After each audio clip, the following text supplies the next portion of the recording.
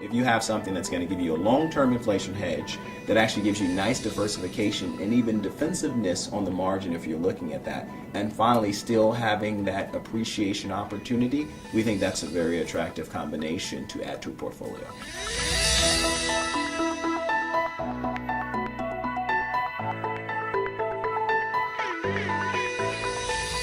When we think about infrastructure and we think about getting that exposure through our approach and our fund that we collaborated with stocks on, the first thing is the long-term inflation hedging capacity of infrastructure. From a diversification standpoint, one of the attractive properties that you find with infrastructure, it's also relatively defensive.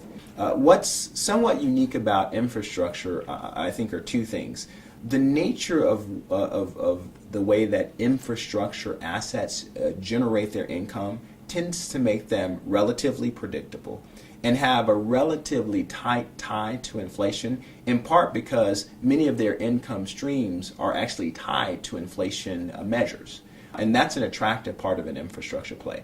And you have to keep the investor considerations top of mind. The first consideration that investors have, particularly with infrastructure, is how does it fit? And so again, what we try and do is make sure we're taking a holistic portfolio type of approach.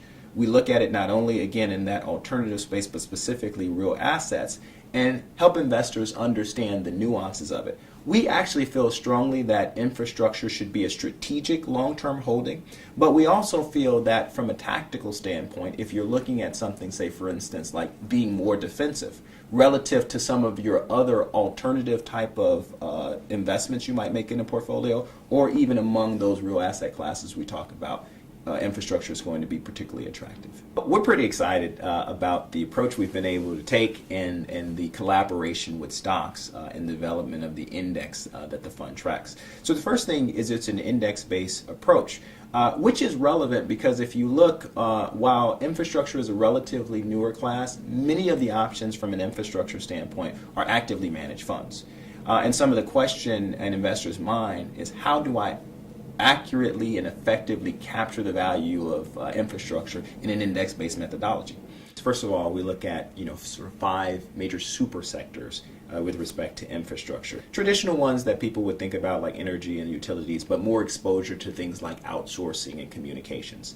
Now, within those 5 super sectors that we have, the way that stocks has developed the index and that we've worked together on is they're able to identify infrastructure companies that have at least 50% of their revenue being generated from infrastructure sources. It speaks to that investor concern, am I actually getting deep infrastructure exposure when I invest in the fund?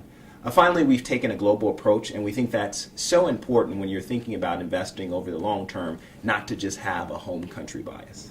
In infra, we've developed a product that gives you not just broad, but deep and true exposure to infrastructure companies.